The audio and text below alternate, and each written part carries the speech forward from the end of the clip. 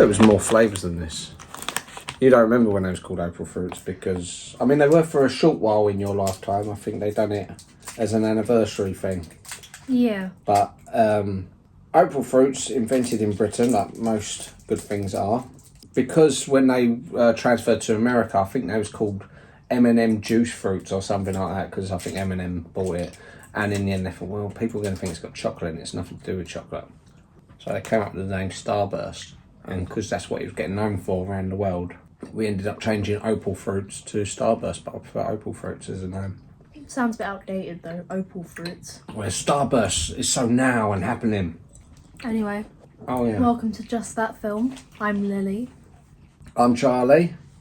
And in today's podcast, we'll be talking about the 2025 or 2026? 2025 movie. No, I swear. Because it's been By nominated. the moon and the stars in the sky, I'll be there. I was just mentioning that it's been nominated. I swear. Yeah, I know it's been nominated. We're going to get to that. What's that got to do with anything? Well, it's a good way to introduce the film. No, but why does that make you think, what year is it? Because I was trying to figure out which year it's nominated for. Yeah, but the films, 2025. that doesn't matter. Like, Goodfellas came out in 1990. It was nominated in the 1991 Oscars. They don't do it by the calendar year. Okay. I'm going to call you one of the words I've got in this list. Mm-hmm. It's very noisy because we've got builders in expanding our studio because we've made so much money from our podcast. I swear, 2025. By the moon. Directed by Kirk Jones, who also directed Waking Ned. Starring Robert Aramayo, who was in The King's Men, which was a sequel to Kingsman. Oh, it's a prequel. Peter Mullen, who he's the guy who employs him. Right. A journeyman actor. He's been in so many things. I think he was in like Braveheart. He was in Tyrannosaurus. I always know him best from Trainspotting. Right. He was Mother Superior in Trainspotting, the one who's selling them the heroin. And you've got Shirley Henderson, who plays his mum. Yeah. Do you know what she's from? Yeah, but I can't put my finger on it. Bridget Jones. She's in. Yes. Yeah. She's the one who's crying in the toilet, one of her mates, anyway. Yes, and the film follows the true story of John Davidson, a man who developed Tourette's syndrome at the age of, 14, I think? Well, it was like 12. Oh, maybe 12. Because it looks like he starts like upper school, and that's when they start to develop. So it's going to be about 12. Okay, 12. Yeah, I mean the actor was obviously. I think the actor looked older than 12, but I don't know. People do look older nowadays. But this film's set in the early 80s. Well, it starts in 83. Right. Well, Tell us about Tourette's syndrome, Lily. About Tourette's syndrome, or the syndrome that the boy, or the man. Yeah, but he's got Tourette's syndrome, hasn't he? Well, yeah, Tourette's syndrome is the involuntary, motion. Tics. Okay, Sorry, I know it just came to me. I'm not correcting you. It's just a tick I had. It involuntary and uncontrollable utterance of words, or like spasms, or just something along those lines. You can't help it.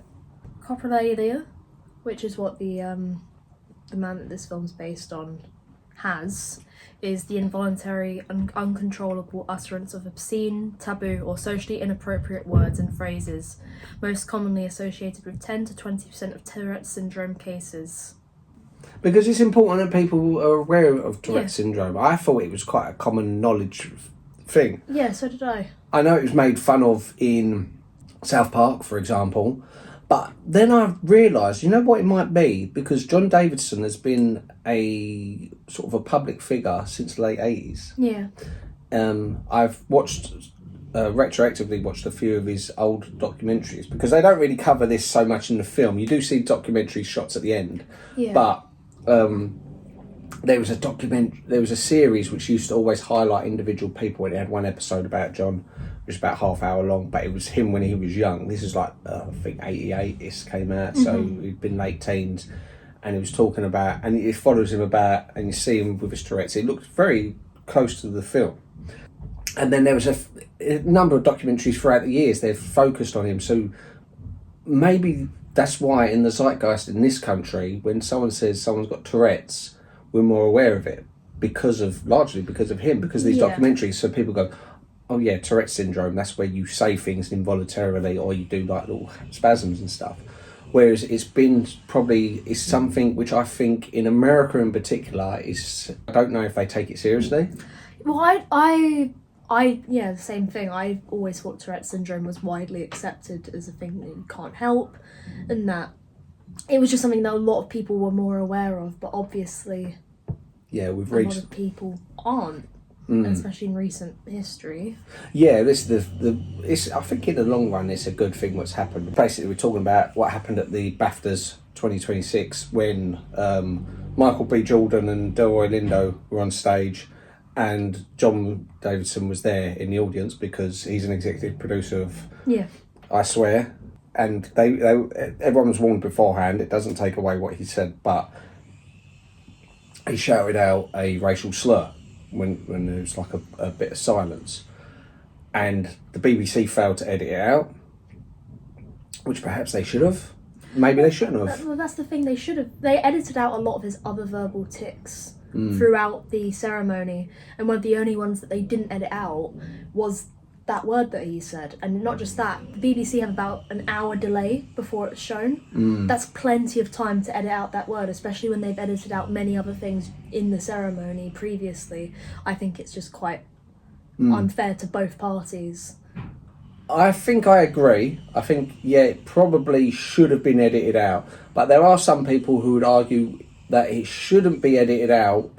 One, because people, it's not like as if kids are watching the BAFTAs, for example, all right? Right. I'm not saying, let me get to my point, all right? And two, adults who are watching it, who are aware of Tourette syndrome, need to understand that this kind of stuff happens. And some people say, if you censor his outbursts, you are censoring him as an individual. Obviously, for his embarrassment, he probably wants it to be censored. But some people say, well, you shouldn't be hiding disabilities.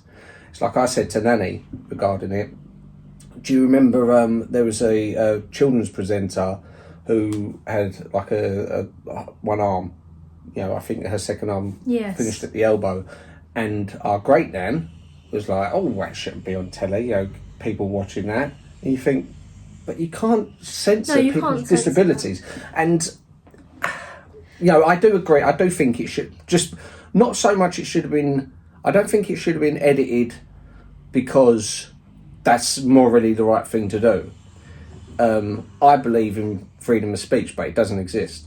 I think it should have been edited to avoid all of the hoopla. However, in the long run, I think the hoopla is good because now many ignorant people to the condition are now, when they're arguing and they're posting their videos saying, oh, he said this, people will then shine a light on them saying, well, you're being ignorant, you're being ableist. You should actually look into it, take this opportunity, do a bit of research, or better still, go watch this film. Yeah. Which, for people who aren't sure exactly how it works or how it can affect your life, because some people honestly believe this is something, like in the episode of South Park when Cartman pretends he has Tourette's, people honestly think that John put on this, he's been faking all these years just so he had the opportunity to shout out a racial slur at the BAFTAs, which is ridiculous. And the film fairly accurately portrays what's happened to him in his life. Yeah. He became suicidal. There's the bit where he sort of chucks himself in the river. He gets beaten up with a crowbar. He gets his hand hit with a belt at school. He punches that dog, which was like, and you could see that the guy, the caretaker who's sort of taking him under his wing, he's very tolerant and very sort of helpful, but that was like a point for him. He said, look, if you do that again, I'll rip your fucking heart out. It was just instinctive for him to say that. But I think if he'd waited a little bit longer, he knows in his heart that John didn't mean it, because he says he likes dogs. He ends up getting a dog anyway. And it's always like at the very beginning of the film, which I like how the film's shown, how it shows like what he could possibly say is the highlight of his life, getting an MBE from the Queen. Him shouting out, F the Queen. he's not doing that for brownie points. He's not doing that to sort of be noted. He was mortified by doing that, and it shows from the get-go. This is something that's going to be uncomfortable to watch, and you'll find yourself laughing, and then afterwards questioning, should you be laughing? Because you think, I'm laughing because it's funny, because he's saying these outrageous things in these situations, like when he says to her, you're going to die of cancer, and you think, and I was watching it with Nanny, and she laughed at that. Nanny, who had cancer as well. Yeah. But I think it's okay to laugh, as long as you're not laughing at him. You're laughing because it's almost like a shock comedian, a comedian getting on stage and saying outrageous things. You laugh because of the shock. It doesn't mean you necessarily agree. You're like, oh my God, that's outrageous. I can see how you got there. What you're putting two and two together and coming up with 5, deliberately so for our amusement. And I'm not, I'm going off subject a little bit, but I find the people being most ignorant about it are Americans in general. Yeah. Regardless of your race, it's a general thing across America. There's a large portion of them who are ignorant to it. In particular, Jamie Foxx, who said on Twitter, out of all the words you could have said, Tourette's make you say that. And then he put, nah, he meant that shit. And it's just, it's ignorance. It's sad because the thing is, it isn't his fault. Yeah, it's not right to either party, because obviously accepting that award, that's a proud moment. And so then having someone say that word, even involuntarily. Well, they weren't accepting the award, but they was presenting the award. I know what you mean. Yeah, being on stage in that moment and having that word shouted at you, even if it wasn't on purpose, that's wrong. And for them, that's gonna hurt. But obviously, it hurts. It hurt the man who said it as well, because he obviously didn't mean to say it. He wasn't doing it to be offensive. But I've seen loads of people saying, because he was offered to watch the whole ceremony from a viewing box, and it's like, well, that.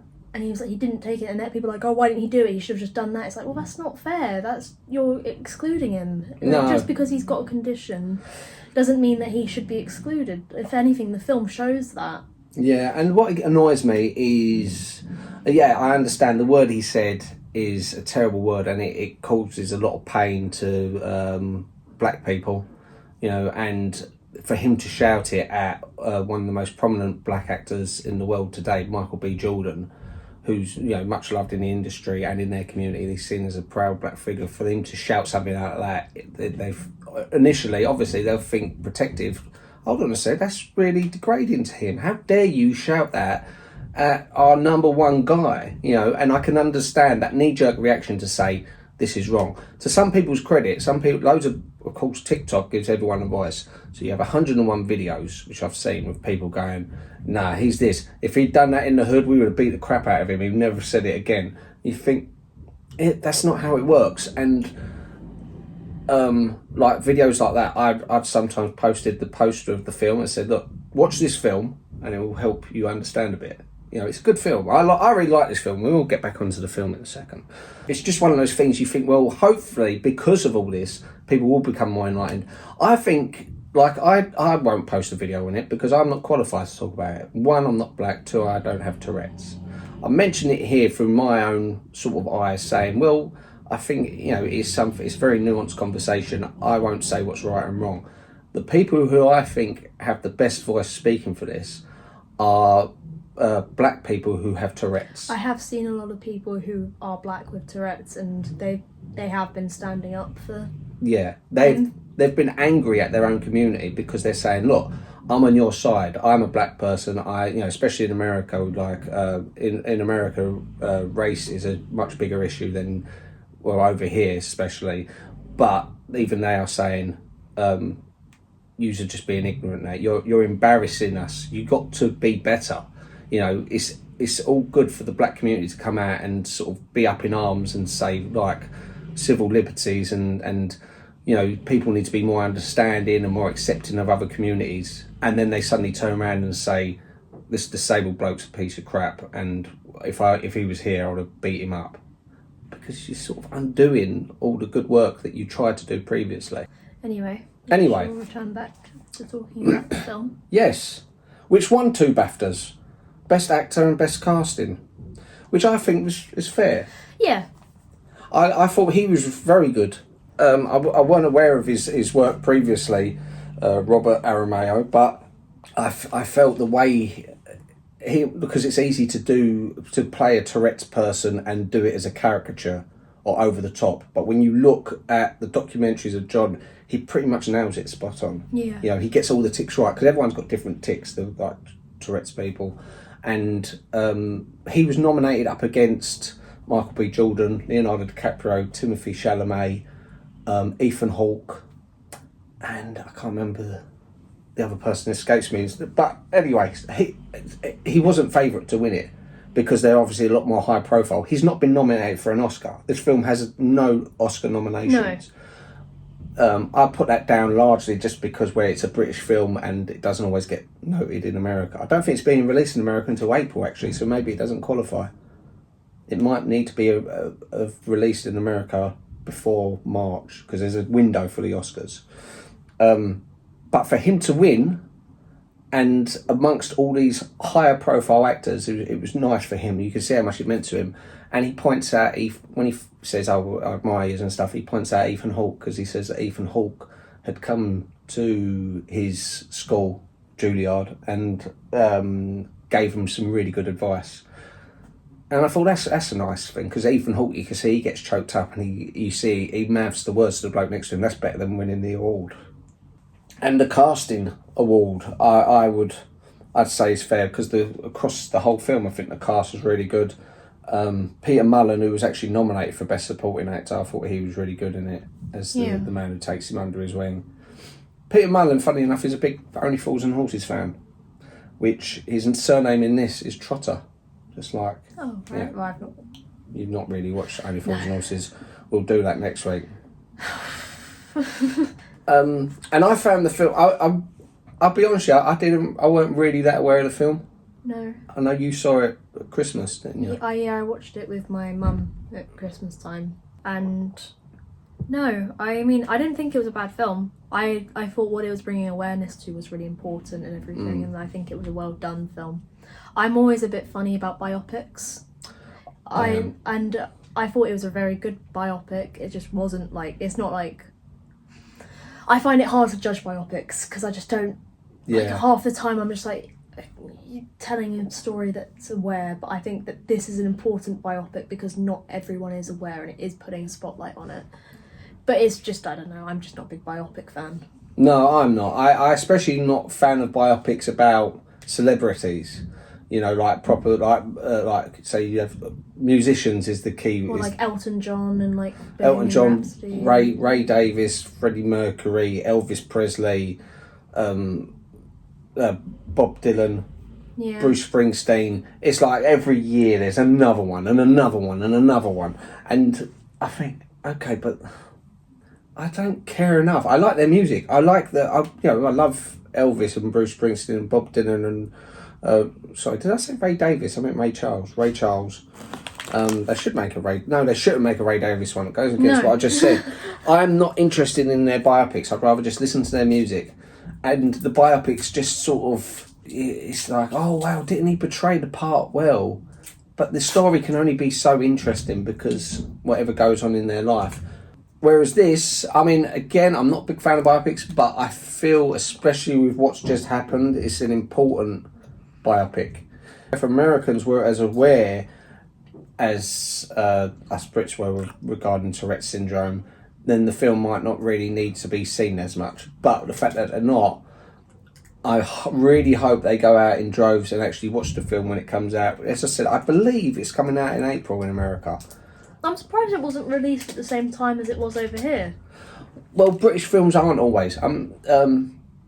Because sometimes they get released over here and they wait to see how well they do over here, and then they think, okay, well, we'll let you, the distributor will go, well, it's worth tackling the American market. Scottish films like this one is sometimes hard to understand if you're American. It's like Trainspotting had subtitles when it was in America, which, even though I'm English, I watch Trainspotting, I understand every word they say. In this, I understood every word they said. I think that, this film's important for what its message is to those that don't know what the syndrome or the condition is. But I think that, I think it was also a well done film. I did enjoy it, and I can see like how much it meant. Like I remember my mum and her husband, they both really loved the film. They really loved it, and they were like, "This is brilliant, really great film." And I don't disagree with them. I think it's a great film. It's just not my kind of film. That's fair enough. But that's just me talking from a film perspective, not the message. I think the message is important. I like to think that maybe, I might be just being an optimist here, that younger people, say your generation, are more aware of things like this anyway. So you don't need this message. And even though me, your mum and her husband have grown up vaguely aware of John Davidson and being aware of Tourette's, sometimes you need it to be refreshed and you think, oh yeah, God, imagine how terrible that is, having to go through all this, how it caused his family to fall apart, his dad to leave. He, you know, in a roundabout way, it mucked up his trial as a footballer, as a goalie. And you just think this, what a poor affliction to put onto someone. Because any other dreams you have, like being a footballer, it's now gone out the window. Yeah. Your life is all about Tourette's, and that is it, whether you like it or not. I mean, there's a lot of people that are celebrities that have the condition that aren't, like, it's not, like, super publicly aware. Like, you know, Lewis Capaldi? Right, okay, He has yeah, Tourette syndrome. Quite bad, actually. Like, it's quite severe that he has it. But it's not something that loads of people are aware of. And I want to say Billie Eilish might have it, but I want you to check that. I think that she might have it, but I might be wrong. So, but that's the thing. Like, there's these famous singers that are able to, like. But singing, the weird thing about singing, it can help you get over various things, like stuttering, for example. There was a famous stutterer at the first pop idol, Gareth Gates, who used to stutter really bad. Like, he got, in the audition, he could hardly get a word out, and they thought, how's he going to sing? As soon as he starts singing, it's fine. Yeah. You know? I think singing is a very therapeutic medium. Like, I find it incredibly therapeutic because I struggle with, like, a lot of stress and, like, anxiety and stuff like that. And for me, when I sing, I find myself, like, a lot calmer afterwards, as it just lets me just mellow out. Have you got, like, a go-to song which you sing? No, I normally just sing a variety of different songs that I enjoy. Can I suggest one? I swear. Sorry, I won't do that anymore. No, it's fine. But I also, I think the film's incredibly well made, and they use all the real locations. Like, as I said, if you watch the documentary, some of the shots from the documentary, when you're watching it, you think that's just like how it was shot in the film. They almost match the shooting of it. And he does look reminiscent of John. You know, I think this, sometimes you get someone who looks completely odd and you think they don't really match the person. But obviously his acting does loads of the hard work on it. I wanted to also talk about, because I'm not going to go about on too much, but I've always loved the idea of freedom of speech, but I don't think there is such thing as freedom of speech.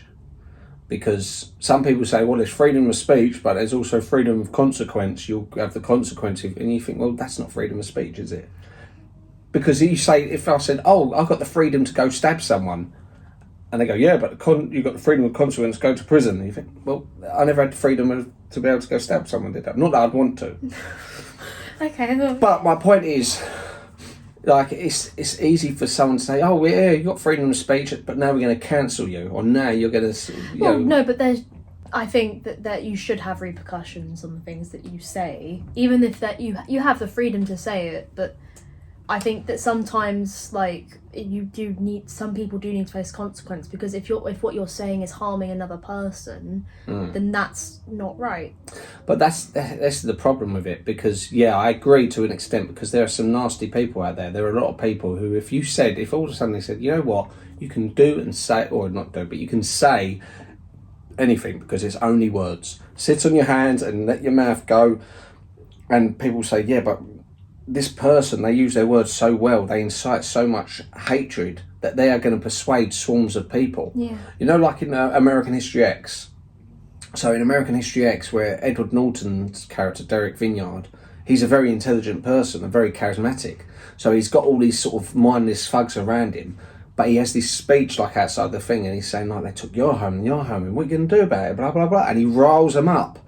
and then get some interaction. And you could say, well, Derek is the dangerous one. They might be like mindless folks going and do this stuff, but if he didn't incite them with his words. Yeah. So I do understand that. What I'm saying is, it's a shame to a degree, because you think, well, some people will say words which they don't mean offence by it.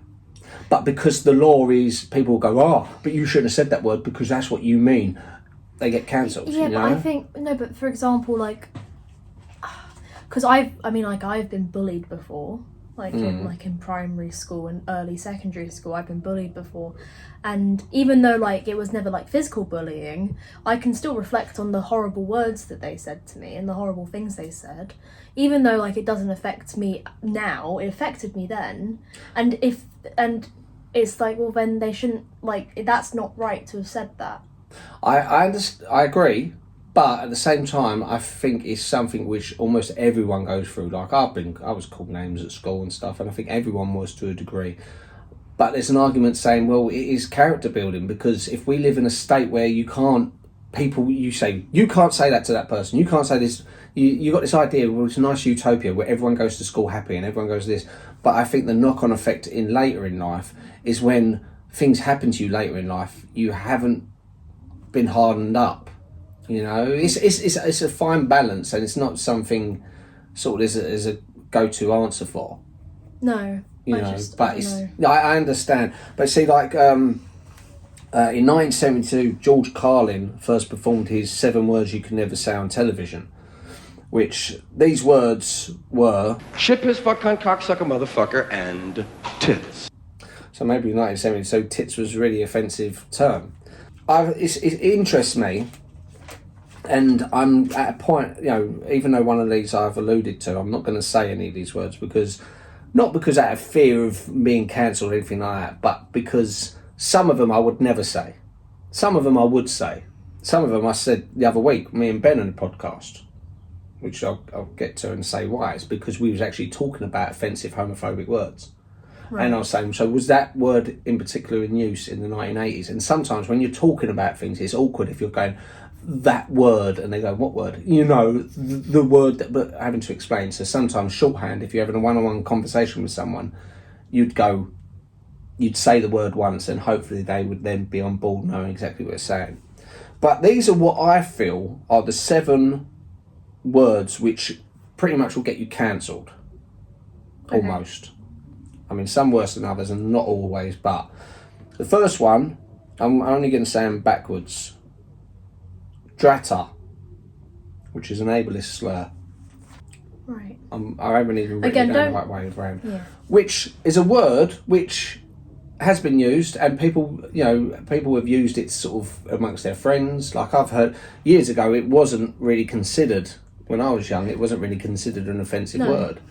But, you know, it is now. Other ones like that, zaps, norum, and stun. You have to think, you have to read it backwards. Right, okay. Yeah. Okay. Next one. They're all different categories. I've picked one word from each sort of branch. So they're all the ableist ones. There won't be any other ableist slurs. This one is the homophobic slur, which I think is the most offensive at the moment. Togath. Yeah. Alright? Or there's other ones, Ryuk, Foop. Don't do that one. Oh, ick. Okay, I'll know what to do with that one. Ickid. So me and Ben was having a conversation regarding partners, and in partners they were saying that word a lot. When I was having the doing the podcast with Ben, I was freely using that word because I knew I was using it in the right context.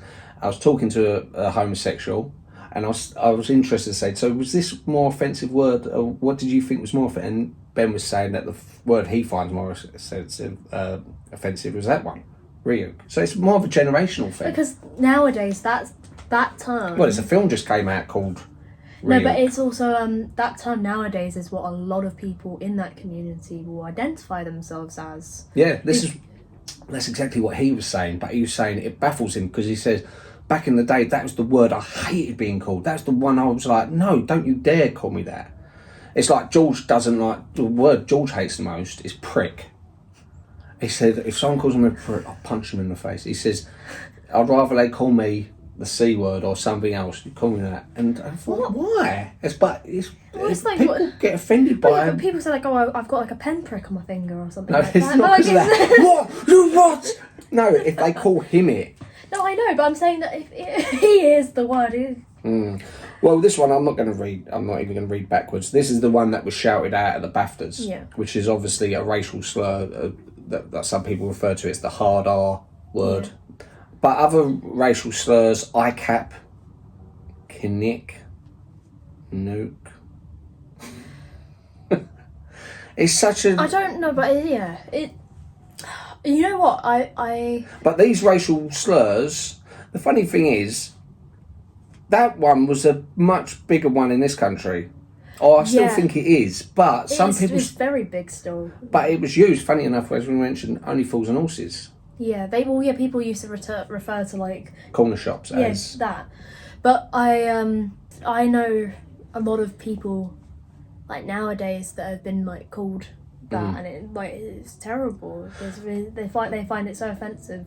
This is the weird thing I find sometimes, because I think it's an overlay from America. There's a much larger black community in America than an Asian community. However, in Britain, there's twice as many Asians as there are blacks, and yet the black community is more about, are they offended? But I think sometimes the Asian community is forgotten about. People don't draw, like, it's all like people saying, well, black people aren't represented enough in TV or adverts. You think, well, you're more represented than the Asian community. I think there is so much racism towards Asian people even today, and it's unfair because there's certain things that become trendy online that have originated from these Asian cultures that people will then latch onto and make it trendy and cool because they're taking away what makes it authentically Asian. And I've got a lot of Asian friends who get very upset about it because they've been made fun of their whole lives because people will say that, oh, your food smells, or there's something wrong. I love Indian food. No, but it's not just like Indian food. I'm talking like Chinese food, Thai food. Oh, so like Asian in general. Like Asian in general, like not just Indian food. Like when I was talking to them, like, and they're saying like, oh yeah, people will find things that they like about the culture and they'll just attribute it to that, but then they won't take the time to learn the other bits. Like people will at least for Indian people, like people have taken like chai lattes and like yoga and like loads of other... But would you suggest they don't have chai latte anymore? No. I'm saying that people that will have that but will still be offensive towards that demographic, that's wrong. Because you're like a hypocrite, really. Because you're thinking, you're a scum, but you're happy to eat their food and drink their tea. That's terrible. Yeah, of course that is. And what I think, it's a good point, because this is something I notice a lot. You would find, say, like one marginalised group, say, like, again, in America, you would have, there's some really high-profile black comedians, for example. I'm not going to name them, but they're good comedians. And they will go on stage and they will make fun of Asian people. They'll make fun of white people. White people have always been fair game. But then they'll make fun of Asian people as well. And you think, how comes you're making fun of it? You remember what it was like when you was getting made fun of. You shouldn't be sticking the boot into other minorities. It just seems a bit askewed. No, it's terrible. It's like it really annoys me when people will, again, pick and choose what they like about a culture and then continue to make fun of that culture but enjoy the things. I think it's okay to pick and choose what you like about a culture, but you should respect that culture. That's what I'm getting right at. Yeah I'm saying that it's not right that like there's a lot of like racist people in this country that will say horrible things to Asian people, and then they'll just go down and go like, oh, should we go have a Chinese food then? Exactly. That's just ignorance. That's horrible ignorance. And the thing is, I don't believe, personally, I don't see a problem with what they would call cultural appropriation. I think it's great to look at other cultures around the world and go, I love my Japanese pajamas, and I'll wear them. But if you're going to be that, a world traveller or someone who appreciates other cultures, you can't, like you said, in one hand accept it, in the other hand say, I don't like your lot, and for this, whatever. But anyway, let's move on. We've only done the third word. The fourth one, you're not going to guess this one. Realty. Now this is an interesting one, because you can actually say this, but I'll tell you why. It's an Austrian dictator with a little Charlie Chaplin moustache. Okay, fine. Right. of course we could talk about it, especially if we're talking about downfall, we're talking about World War II or whatever like that. But out of respect to the other words, I'm not going to say his name properly. And you find that if you're on social media, say if you went to do a GIF and you put his name into the GIF thing, nothing, no results. If loads of things are across the internet, you put his name in, no results. It's almost like his image and everything about him is so powerful that you mustn't even talk about him, which I just always find baffling because, yeah, when I was young, we always knew, right, okay, if you had to name one of the most evil people in history, people go, oh, him, which is fine. Now, though, if you put his name on TikTok or something, saying, even if mention him in passing, oh, you're as bad as this person, you can get banned. And you think, well, hold on a sec. But the interesting thing about him, all the others I've got alternatives, there's not a single other person in history who holds that kind of stigma around them. You know, like I said, horrible individual, horrible person. But I mean, you think there was higher death counts from, say, Chairman Mao and Stalin, or percentage-wise, Genghis Khan. But I'll happily say their names because I know it's not going to affect anyone. It's something about him, whether it's the period in time or obviously like the effect he had on the world, his image, everything about it just sort of. You know, he was on Time magazine one point, Man of the Year, back notoriously back in the 30s or something. Yeah, he's an iconic figure, and the problem is, I think people give him more power by denying him. It's almost like Voldemort. You know, it's almost like the person, you must not say his name, and you think, but that's giving him more legendary status. You should sort of just laugh at him and make fun of him and just leave him in the lexicon. But that is one of the words, is a person's name. The fifth one is one that was already on the list from his before, and that's Tanuk. Yeah. Which is a vulgar slang. Cuff, and George's favourite, Kurup, and Tis, they've all been relegated now because they're second. They'll never be able to beat Tanuk. Tanuk, when I was a kid, that was the absolute worst word you can say. To my mum, it would still be the worst word. If I said that in front of my mum, she'd probably slap me. Rightly so, it's a disgusting word. But probably on this list, it's probably at the bottom now. That's how society's changed. Yeah. A lot of people just say that, but they'll say what people have done with that word as well is they'll add, like, I'm not going to say it because obviously yeah, you're very upset with me, but they'll take that word and they'll add the letter Y to it, and as a thing of saying, oh, that's a cool thing, they'll say that it's... Really? Yeah. Okay. That's interesting. Or like, that's so, and then they'll say the word. Not in a bad way. It depends on the infliction of the word because of how it's, like, the way it's, oh, that's so this. And it's actually not offensive. They're saying, like, that's so cool. I mean, I wouldn't like the idea of that being used because I don't think it is a nice word, but maybe I'm a bit outdated. I suppose it's sometimes throughout history, they sometimes take words and they reverse their meaning, like bad famously changed to a good thing. Oh, that's bad, man. Oh, that is so bad. More of like an American thing. But there was other things, like a weird phenomenon they had going for a while, which I always thought was odd, was at festivals or things like that when people would boo rather than cheer. They'd go boo, boo, and that was meant to be them cheering it, and you think, well, that's bizarre. That was it was a weird. It was probably about 15 years ago, something like that. But I remember I was going, what an odd thing. Oh, you don't understand. That's how we celebrate now. Boo, boo. And there's loads of examples like that. And also that word Tanuk is said amongst people in a term of endearment. You know, especially amongst friends. They go, all right, you silly Tanuk, how you doing? Yeah. Oh, he's a funny Tanuk, he is. He's, he's alright. Anyway. This one, EPAR, which is a type of sexual assault. And, I mean, it's a word which should be used because of awareness for this. Well, I don't think it's a censored word. I mean, they censor it on social media because of, like, but, like, not entirely. Like, for example, a lot of people just say grape. Well, this is they'll do the emoji of a grape.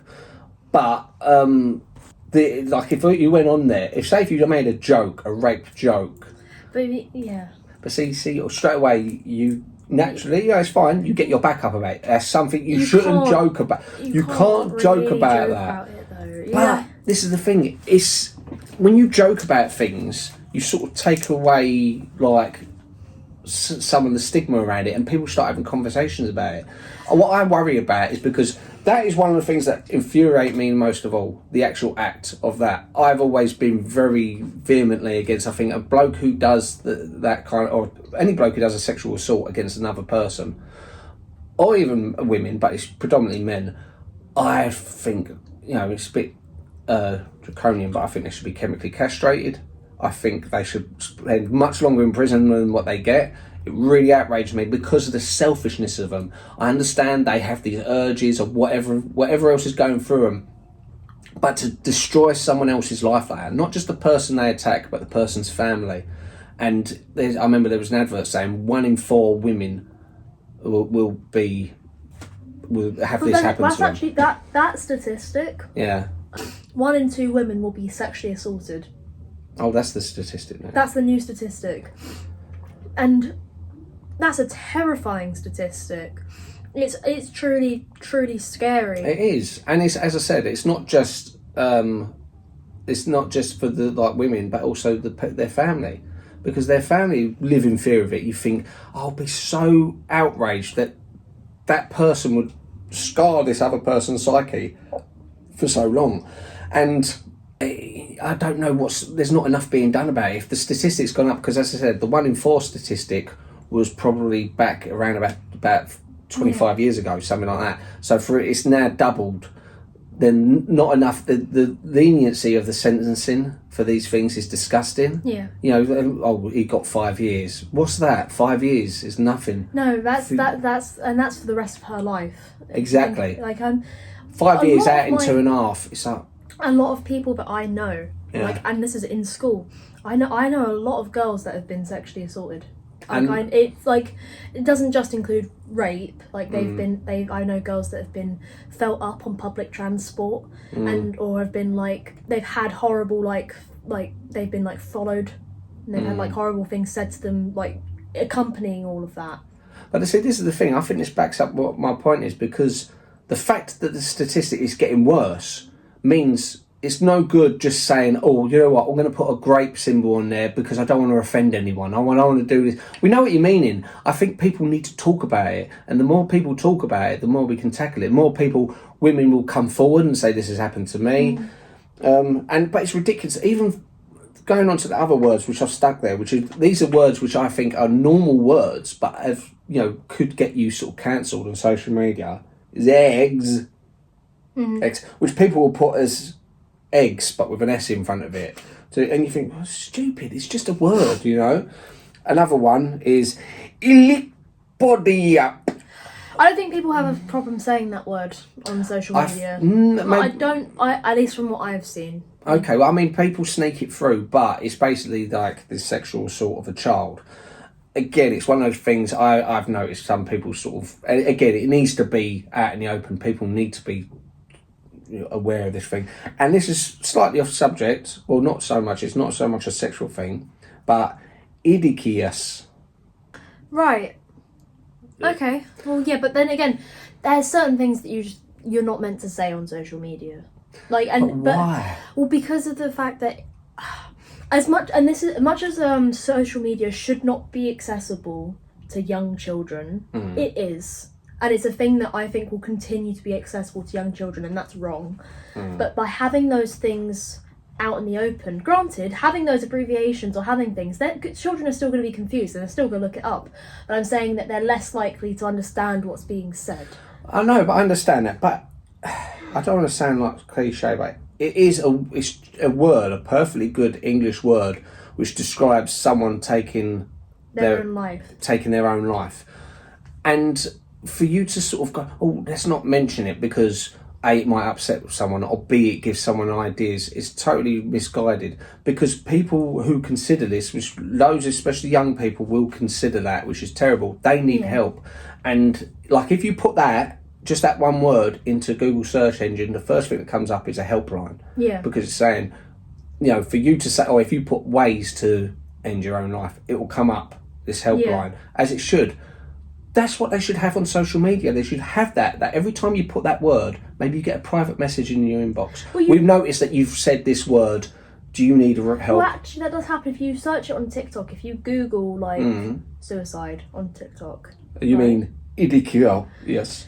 If they Google it on TikTok, it will come up with, do you need help? The same thing happens on Instagram. In fact, you do get sent like a big notification that takes up your whole screen going, do you want to talk to one of the people on our helpline right now? And it's important that happens. It is important that it happens, but I think loads of people won't necessarily be aware of that. And another thing that happens is I want, again, I'm going to focus more on children, teenagers going through puberty and going through all those hormones and going through hard times, going through having to live with other children every day who say the meanest, unfiltered things to them and make them feel like this small, or send pictures of them to other people and stuff like that. And what they feel they're alone. They think no one else is going through what I'm going through. And that's going to continue if you keep censoring that word. If you keep going, oh, let's not mention that word. Because their initial thing is, well, not enough people talk about it. It must be me. Yeah. And maybe I'm right to do so. Whereas everyone's talking about it, saying, look, I had these thoughts. The first thing that happens, thankfully, is you get loads of people saying, listen, I've gone through the same thing. There are hard times, blah, blah, blah. Yeah. It's an automatic support network from complete strangers. You won't have that if you censor that word. So I'm quite passionate that word should be back on the lexicon. Now, you ready for the last and arguably worst word? Okay. It's not actually a bad word, but you're going to go, let's not talk about that, Dad, so I'm going to go over it very quickly. I don't know where this is coming. Where did they come from? Demahum. Yeah, you shouldn't. Okay. I'm going to be very respectful because even though I'm agnostic, I fully respect people's religious beliefs. This is you're agnostic or you're atheist? I'm agnostic. So you believe that there's a possibility? No, I believe it could be. I'm not an atheist. And I think an atheist, it could be, I put an atheist in the same category as anyone who has a strong religious belief. For an atheist to say, we are 100% alone and there is 100% no God, I think, I sort of lean towards them and go, you're probably right, but I would never put all my eggs in one basket because you never know. What I believe in science, and I believe the universe is so vast and there's so much magic in the universe and so much sort of chance and stuff, that I think, of course, there is a slight possibility, and I'm not so blindsided but I also think I don't want to waste my life looking into religion. I have a passing interest. I will ask other people who are religious. I'll get into conversations with them. Like when I was on the underground, there was loads of South Africans who were very devout Christians. And I'd take a genuine interest. I say, oh, so what do you think about this? And how does your religion deal with this? And when my job I'm at the moment, there's a friend of mine there who's a Muslim, and I will ask him about questions. I say, okay, so what about if a Muslim woman, for example, left the faith? How would you feel about that? Or what would your community do? And what would this... Yeah. And it's educating myself on it, not because I want to join those religions, but I want to know more about them as individuals, of people who follow those religions. And that one particular religion, obviously the prophet of that religion, if like in particular, you can talk about him, but obviously if you draw any images of him, straight away you're public enemy number one. You know what happened with the Charlie Hebdo thing, with all those people in France getting killed because they published a picture of the prophet. And I just think it's a shame. I think it undoes them as a favour because, Islam is the fastest growing religion on earth. They reckon by the end of this century it would have overtaken Christianity.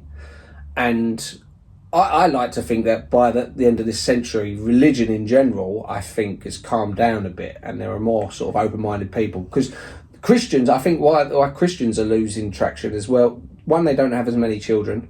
There are many people who decide, I'm not going to have kids, or they keep putting it off until they can't have kids.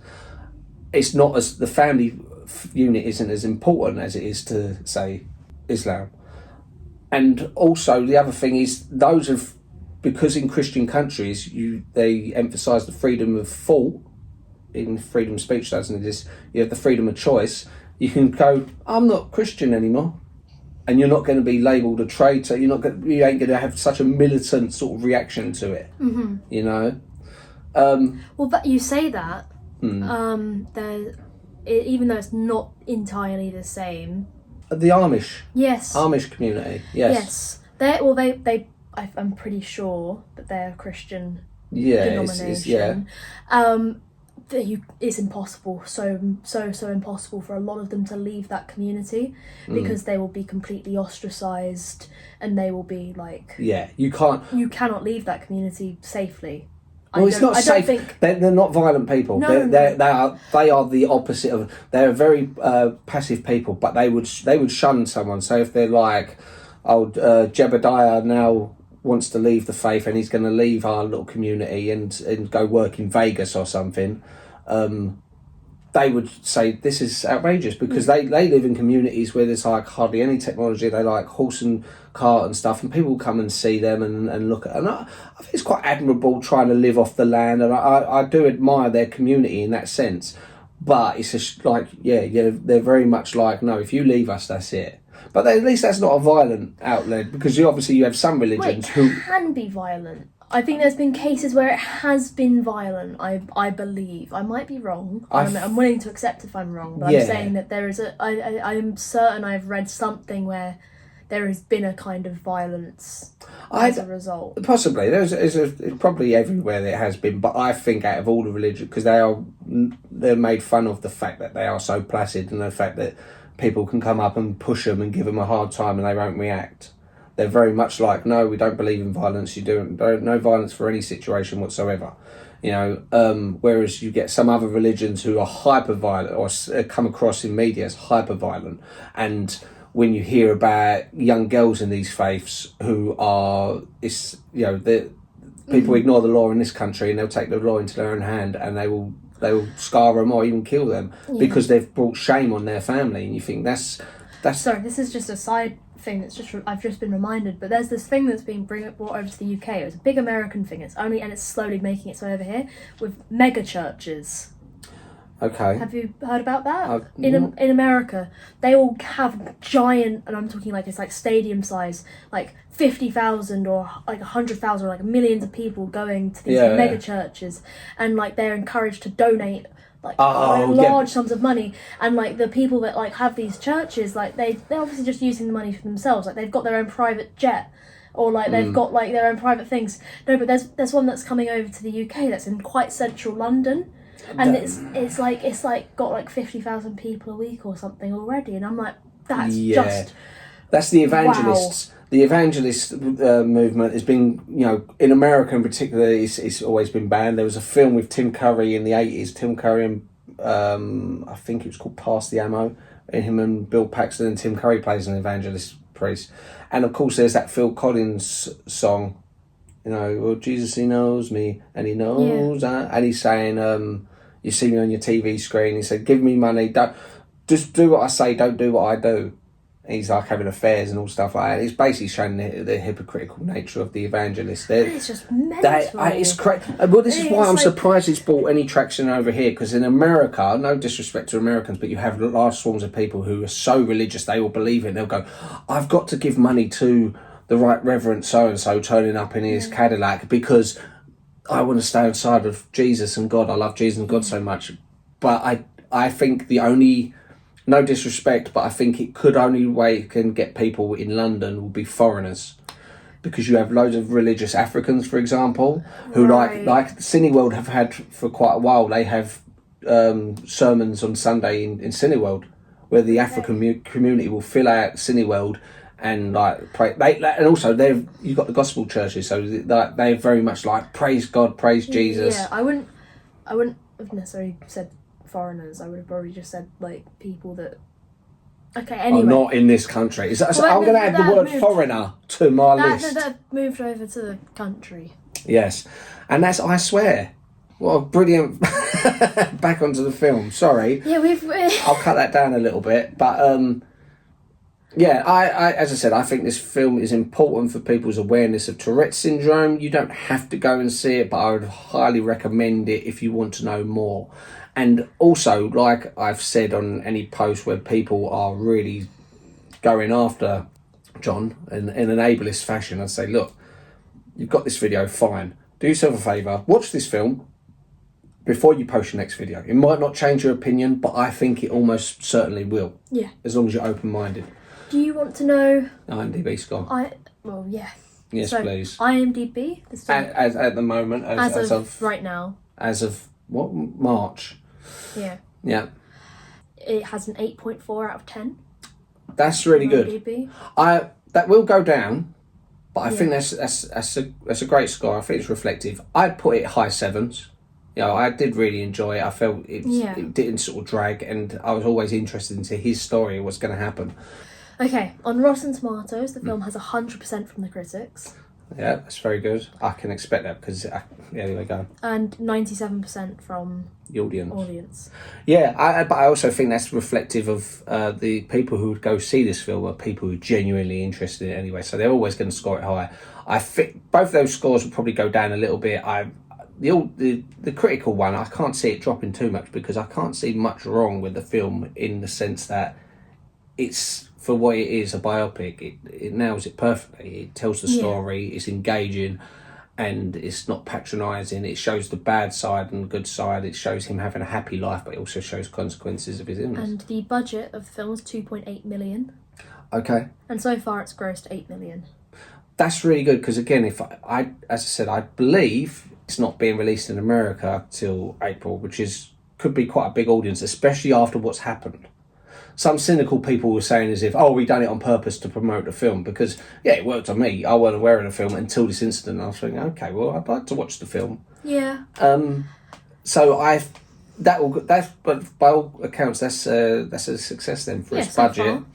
I think it will do reasonably well in America. I think people are more open to it now. I think there's also a danger that you'll have loads of bigots who sort of they go, I'm going to go watch that film because he's one of us because he shouted out that N-word. And you think you're missing the point as well. You're even more in the dark. And hopefully they watch the film, they understand it's not something you can suddenly adapt. You can't go, you know what, I'm going to have Tourette's. I want to say this word and no consequences. No, there are so many consequences. Yeah. And it's not their fault. No. Anyway, what will be in next week's? So Friday, we're doing Waxwork. Okay. Is that you and Ben? Yeah. Well, you seen Waxwork? I don't think so. Right, then it's me and Ben. Okay. Okay, so be nice to each other. Right. Love you. Bye-bye. Bye.